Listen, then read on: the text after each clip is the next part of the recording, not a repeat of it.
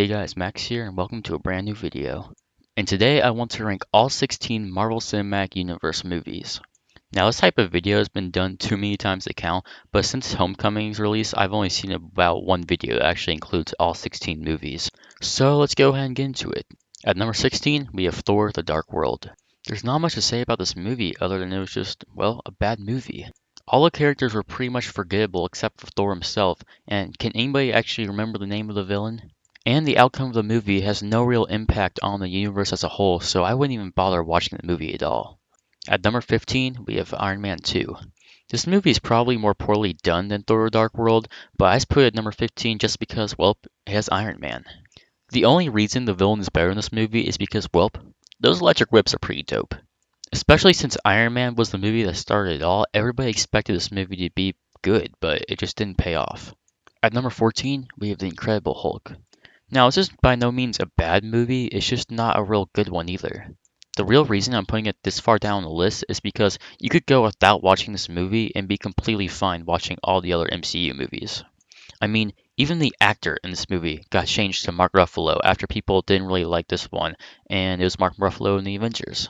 Like I said, not a bad movie, just the plot isn't that sophisticated and the villain is pretty average like a lot of MCU villains, but watching Hulk prance around destroying everything is pretty cool to watch. At number 13, we have Thor. Now this is a pretty good movie and I myself like it. There's just not really a whole lot going for this movie, like the pacing's really weird, the beginning of it has a lot of action and the end of it has a lot of action, but there's not really much in the middle. And the whole story kind of revolves around Loki being jealous of his brother Thor, but they didn't really focus on it that much in the beginning, and they focused a little too much on Thor being on Earth and living life there. Which was funny and all, but they should have taken out some of that and added in a scene where Loki comes down to Earth to talk to Thor or something. It kind of creates more tension. Especially with there being a fight scene between them at the end of the movie, that would have been a lot better. But like I said, it's an alright movie, and you should definitely go watch it. At number 12, we have Avengers: Age of Ultron. Now this just kind of falls into the category of movie that just didn't really hit too well with audiences, and it's just kind of meh. This movie did have all the things going for it, like it being the second Avengers movie, having James Spader play Ultron, the Maximoff twins, and Hulkbuster suit.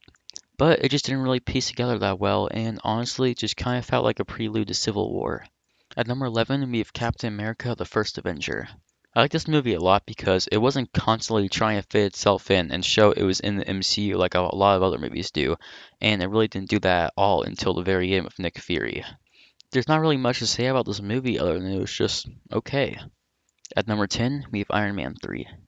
Like I mentioned before, it's hard to not like a movie that has Robert Downey Jr. on screen, but again, it was better than Iron Man 2, but it just once again couldn't live up to the original. The whole thing with the fake Mandarin was stupid and just kind of confusing, and that's why I think a lot of people didn't like it. At number 9, we have Ant-Man. This was a good movie, but to me, it just didn't really take itself seriously enough. They were obviously trying to make it kind of a comedic heist movie with it having a lot more jokes than a lot of other Marvel movies do. It's good, it's just kind of one of those comedy flicks where you see it once and you don't really have an urge to go see it again, like with Civil War or Guardians of the Galaxy.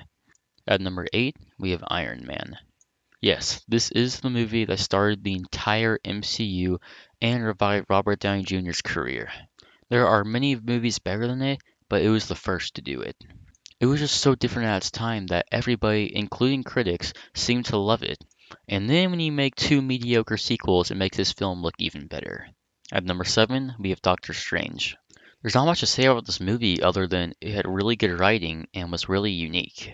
It had a really good ending, and the only thing that really could have made this movie better is if they completely changed the story to something different. But even then, I don't think there's any other story that really could have topped this one. At number 6, we have The Avengers. This movie was the first of its kind in terms of putting a bunch of superheroes in one movie. I honestly think this movie is a tiny bit overrated just because of that fact, but no less, it's still a really good movie. I really have no complaints about this movie other than it was just really poorly paced. At some points it would drag on for a little bit with no action, and then the next moment you'd have 20 minutes of straight action. Which makes for a really weird movie, but a good one at that. At number 5, we have Captain America: The Winter Soldier. Now, I really like this movie, but it's really confusing. They all make it super clear how Hydra stayed hidden in S.H.I.E.L.D. for pretty much a century, and then you don't know who's with S.H.I.E.L.D. and who's with Hydra, and it's just really confusing. But the main plot is phenomenal, and the pacing is probably the best of any Marvel movie ever, and the action isn't too bad either. At number 4, we have Guardians of the Galaxy Volume 2. This is one of my favorite movies of like all time, and I feel the reason a lot of people don't put it higher up on their list and a lot of people just don't like it as much is because it just couldn't really live up to the hype that the original brought on. I mean, that movie just kind of caught the world by storm, and no one really expected it to be that good. And even yet, it still manages to be number 4 on my list just because I love it that much.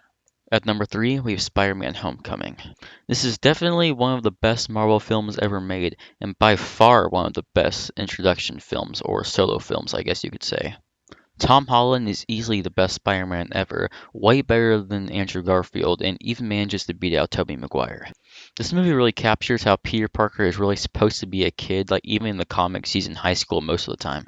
The whole movie is kind of about him trying to balance his high school life with his superhero life, and that works really well for it.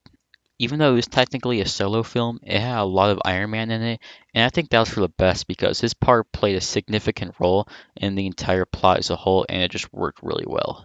Unless Black Panther or Shazam are like groundbreaking movies, this is easily going to be the best solo film in Marvel history. At number 2, we have Captain America Civil War.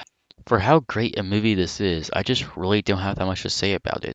Just take Avengers and Age of Ultron, combine them, add more characters, and don't have the problems those two films had, and you have Civil War. The airport scene is probably the best action scene out of any Marvel movie ever, and the rest of them are also really good.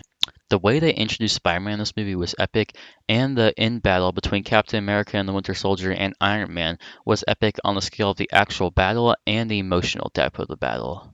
And finally, at number 1, we have Guardians of the Galaxy. I bet absolutely no one who's seen this movie is surprised by my choice. This movie pretty much has no problems. The only complaint I had about it was the whole plot with his dad not knowing who he is, but they were just saving that for the sequel.